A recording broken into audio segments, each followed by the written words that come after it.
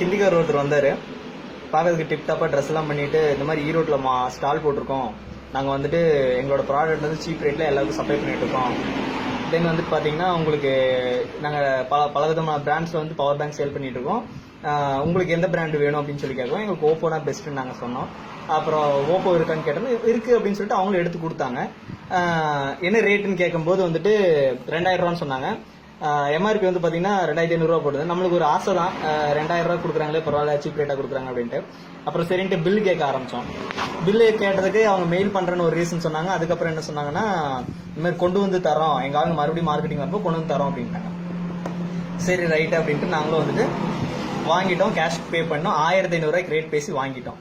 நாங்கள் வாங்குறத பார்த்து பக்கத்தில் இருக்கவங்களும் ஒரு ப்ராடக்ட் வாங்கிட்டாங்க.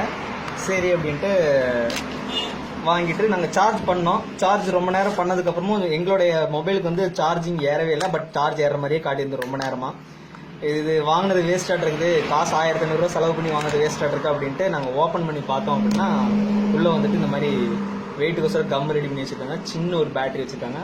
பாருங்கள், பர்ஃபெக்டாக ரெடி பண்ணி புது பேக் மாதிரி கொடுத்தனால நாங்களும் ஏமாந்துட்டோம். எங்களை மாதிரி பார்த்து ஒருத்தர் வாங்கினாங்க இல்லையா, நாங்களாவது ஓப்போ வாங்கினோம். அவங்க விவோ வாங்குறேன் அப்படின்னு சொல்லிட்டு விவோ வாங்கினாங்க. அவங்களுக்கு எப்படி இருக்கு அப்படின்னு சொல்லிட்டு பார்த்தோம்.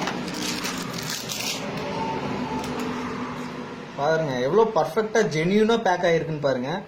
மேலெல்லாம் பல பலன்னு ஸ்டிக்கர்லாம் ஒட்டி ஓப்பன் பண்ணுறதுக்கே இது கஷ்டமாக இருக்கு. அந்த அளவுக்கு வந்துட்டு பக்காவாக போட்டிருக்காங்க.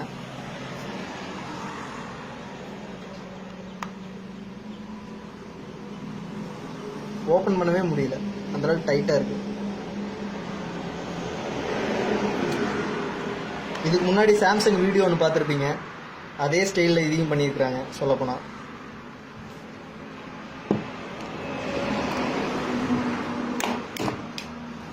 இதுக்குள்ளேயே அதே தான். ஸோ இந்த மாதிரி வந்துட்டு பார்த்தீங்கன்னா எல்லா பவர் பேங்க்குள்ளேயும் இதை தான் வச்சுருக்குறாங்க. நாங்கள் தான் ஏமாந்துட்டோம், நீங்களாவது ஏமாறாமல் இருங்க. இந்த வீடியோ பார்த்ததோடு நிறுத்திடாதீங்க. நீங்கள் லைக் போடாட்டியும் பரவாயில்ல, கண்டிப்பாக எல்லா ஃப்ரெண்ட்ஸ்க்கும் ஷேர் பண்ணுங்கள். இது முழுக்க வந்து பார்த்தீங்கன்னா தமிழ்நாட்டை சுற்றியோ பண்ணிட்டு இருக்கிறாங்க. இதெல்லாம் பண்ணுறது யாருன்னு பார்த்தீங்கன்னா ஹரியானாலேருந்து வர்ற ஹிந்திக்காரங்க தான். ஸோ நாங்கள் ஏமாந்துட்டோம், நீங்களும் ஏமாந்துடாதீங்க. ஓகே, தேங்க்ஸ் ஃபார் வாட்சிங்.